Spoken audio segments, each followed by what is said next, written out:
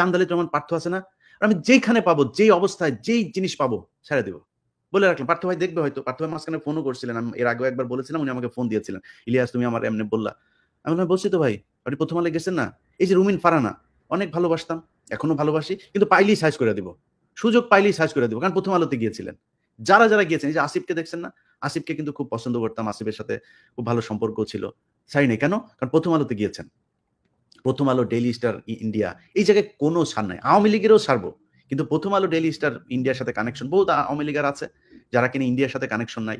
ইন্ডিয়ার ব্যাপারে যাদের একটা আলাদা মতাদর্শ আছে, তাদের ব্যাপারে মাপ আছে।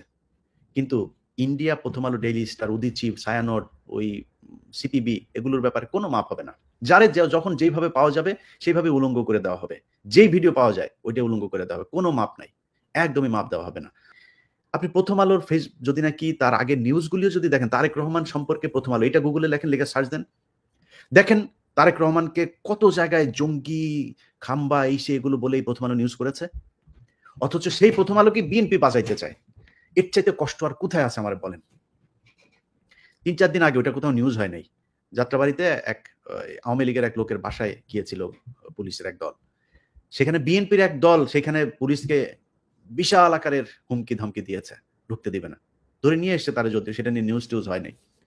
ভয় পাইতে হয়তো। পুলিশকেও বিএনপিকে ভয় পাইতে। কখন কারে ট্রান্সফার করে দেয়, কি করে কোন ঠিক ঠিকানা নাই তো। তো এগুলো হচ্ছে দেশে। আরে ভাই, আপনাদের যে আওয়ামী লীগকে এত ভালো লাগে, ইন্ডিয়া আপনাদের এত উপকার করেছে, এটা যদি আগে জানতাম, তাহলে কি আর আমরা এত ঝুঁকি নিতাম? কারণ আমাদের কাউকে না কাউকে তো ধরে থাকতে হবে, তাই না? এই দেশে আপনি বিএনপি, আওয়ামী লীগ ২ টা বিশাল দল। এখন আমরা আপনাদেরকে চেয়েছি কারণ আমরা তো জানি যে আপনাদেরকে ভারত ক্ষতি করেছে। আমাদের চোখের সামনে আপনাদেরকে ভারত ক্ষতি করছিল। তো আমার মনে হয়েছে যে আপনারাই আমাদের বন্ধু। এটা মনে করেই তো ঝুঁকি নিয়েছিলাম। আপনারা যা করছেন, আওয়ামী লীগ যা করেছিল আপনারা তাই করছেন। এটা জানলে তো এত ঝুঁকি নিতাম না রে ভাই। আপনাদের যে এত সুযোগ সুবিধা, এত মানে প্রকৃত বন্ধু ইন্ডিয়া এবং আওয়ামী লীগ, এটা আগে বুঝতে পারিনি। তো যাই হোক, সবশেষ যে বিষয়টা বলব যে সেনাবাহিনীর আপনাদের কাছে অনুরোধ থাকবে, আপনাদের পায়ে ধরি। আপনাদের বিরুদ্ধে কথা বলতে চাই না। আপনারা যারা আছেন, আপনাদের বর্তমানে যারা ক্ষমতায় আছেন, বেশিরভাগই তো ধরে ফেলেছেন। অতএব এই দেশের মানুষ দেখতে চায় যে পিলখানা হত্যাকাণ্ডের সাথে আসলেই কারা জড়িত ছিল। বিডিআর এ যারা জড়িত তাদেরকে ফাঁসি দেন, কিন্তু ওভারঅল একটা থাকতে হবে। আর যেই দাবিটা আপনাদের কাছে শুরু থেকে করছি, ভাই এরা ১৬ বছর এদের মানে ভাই আপনার কাছে তো এই ইকুইপমেন্ট আছে, তাই না? এই মানে ফ্যাসিলিটিস গুলো আপনার হাতে আছে। যান না রে ভাই, সবার তথ্য আছে সবকটা বিডিআর এর পরিবারগুলোতে।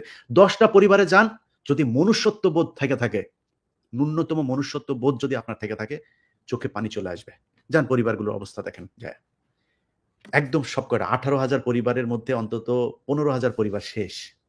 এদের এই দুনিয়ায় বেঁচে থেকে না থাকা কোনো আসলে যায় আসে না। এই অবস্থায় আছে। তো এই যে অবস্থা, আপনি খোঁজ নেন যদি মিথ্যা বলে থাকি। কয়টা দিন একটু বাইরে থাকতে দেন। ১৬ বছর তো জেল খাটলো রে ভাই। ছাড়তে দেন কয়দিন, পাসপোর্ট জব্দ করেন, তাদেরকে দরকার হয় যেই রেস্ট্রিকশন দিতে ইচ্ছা করে দেন, অন্তত বাইরে একটু আসতে দেন। কারণ আপনি তো জানেন না। আমি বলছি, আমি বললাম যদি মিথ্যা বলে থাকি, আজকে এপ্রিলের ধরেন ১৩ তারিখ, ১৪ তারিখ। আমি যদি মিথ্যা বলে থাকি, আপনি আর কয়দিন পরেই জানতে পারবেন। কমিশন তো তার প্রতিবেদন নিশ্চয়ই ২-১ মাসের ভেতরে দিয়ে দিবে। জানতে পারবেন যে কমিশনে আমি যা বলেছি সেটা মিথ্যা না সত্য। তো দেখেন কমিশন কি বলে। কমিশন তাদের রিপোর্টটা দেওয়ার পরে যখন দেখবেন যে এই যে মাঝখানে কয়েকজন মানুষ মারা, এই যে কয়দিন আগে জুবায়ের মারা গেল। এই সুবেদার জুবায়ের, এই লোকটা কোরআন তেলাওয়াত করতেন, বিভিন্ন মানুষকে কোরআন হাফেজ করতেন, এই হেফজ শিক্ষা দিতেন, ইমামতি করতেন, কোরআন তেলাওয়াত করতেন বিভিন্ন প্রতিযোগিতায়, মারা ফেললেন। এই লোকটা তো মানে শেখ হাসিনা যাওয়ার পরে মারা গেল। এই কয়দিন আগে মারা গেল। ছাড়তে পারতেন না? কি হইতো ছাড়লে আপনার? বিডিআর আপনার মেরে ফেলবে? ক্যান্টনমেন্টে যায় হামলা করবে বিডিআর এখন? কেন? কিসের জন্য? মানে কারে খুশি করতে চান? কি আড়াল করতে চান? এসব তো আড়াল করতে পারবেন না।